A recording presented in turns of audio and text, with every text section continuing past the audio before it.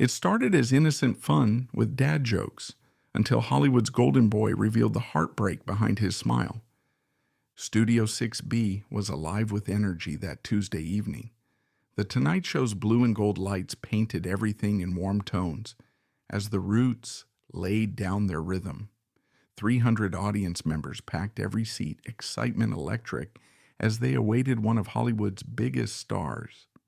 Jimmy Fallon, sharp in his midnight blue suit, bounded onto the stage with that enthusiasm that had made him America's favorite late-night host. "Ladies and gentlemen," Jimmy announced, "please welcome the legendary Brad Pitt." The applause was deafening as Brad emerged from backstage. At 59, he still possessed that magnetic presence that had made him a global icon. His charcoal suit emphasized his lean frame, salt and pepper hair styled with effortless precision, and that famous smile seemed to light up the studio. He waved to the crowd with characteristic charm, but there was something different about his eyes.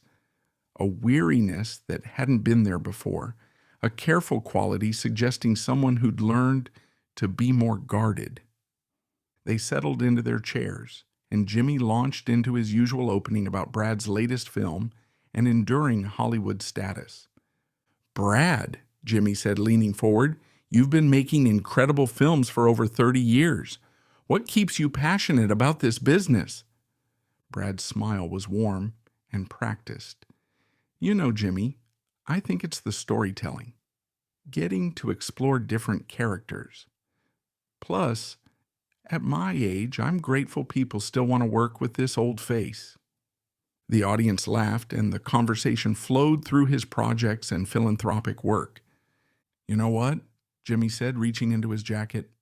"I got something special planned tonight. Dad joke battle." The audience perked up. Brad raised an eyebrow with amused curiosity. "Oh no," Brad laughed, though something flickered across his features. "This sounds dangerous." "It's simple," Jimmy explained.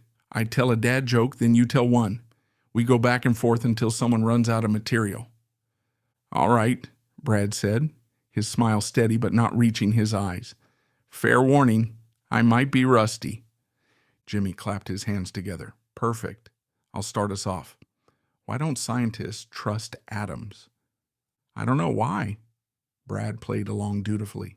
"Because they make up everything." Jimmy delivered the punchline with exaggerated enthusiasm.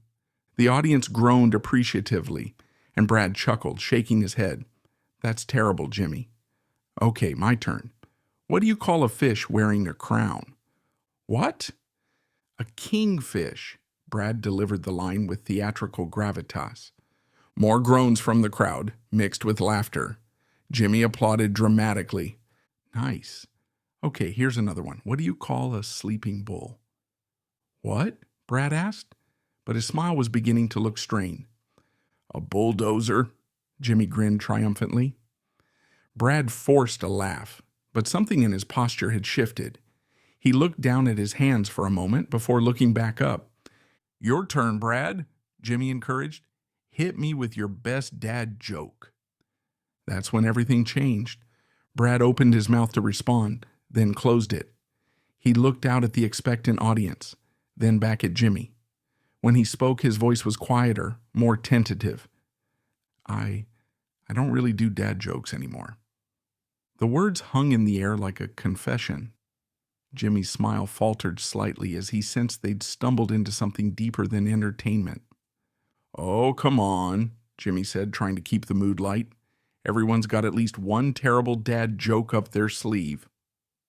"No, you don't understand," Brad said, and now his voice carried a weight that made the studio audience fall quiet.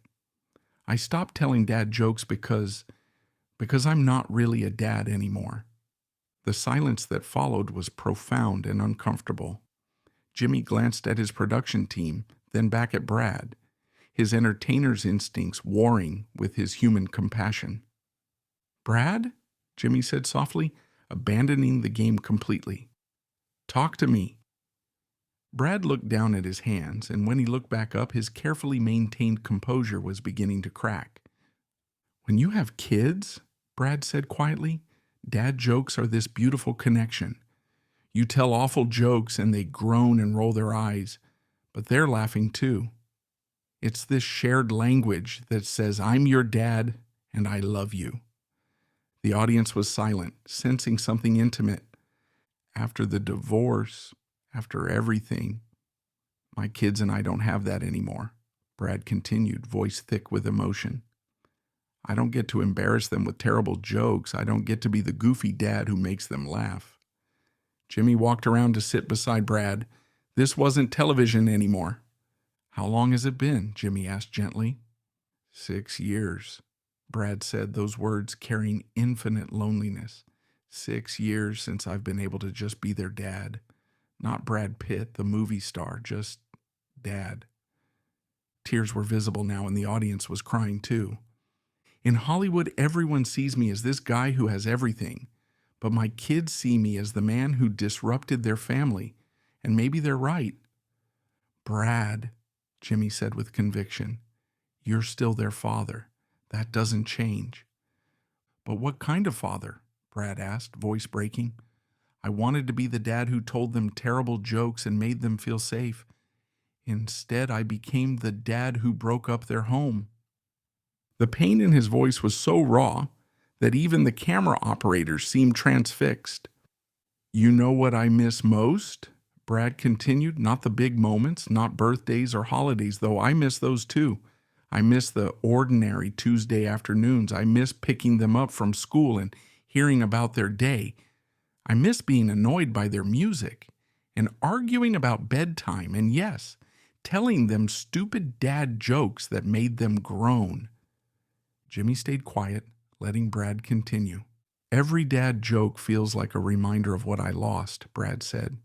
Every time someone mentions being a father, I think about how I used to be one, really be one, and now I'm just a guy who sends birthday cards and hopes they get read. Brad, Jimmy said, and his voice carried deep sincerity. Listen to me. Being a father isn't about geography or custody schedules or even daily dad jokes. It's about love, and that love doesn't disappear just because circumstances change. But how do they know? Brad asked, and there was something almost childlike in the question. How do they know I still love them when I can't show them in all the little ways fathers are supposed to? Because love finds a way, Jimmy said firmly. Maybe it's not dad jokes anymore. Maybe it's texts that go unanswered but are still sent. Maybe it's showing up to things they don't expect you to be at. Maybe it's becoming a better man so that someday, when they're ready, you can be the father they deserve. Brad wiped his eyes with the back of his hand. You think they'll ever forgive me? I think, Jimmy said carefully, that children have an incredible capacity for forgiveness when they see genuine change and genuine effort. And I think being a good father sometimes means accepting that your kids might need time to figure out who you are now. The audience began to react then, not with applause, which would have been wrong, but with small sounds of understanding, of shared recognition of family pain and complicated love. You know what? Jimmy said, standing up. Forget dad jokes.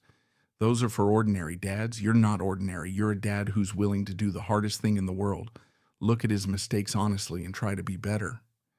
Brad stood too, and when he looked at Jimmy, there was something different in his expression. Still sad, but somehow lighter.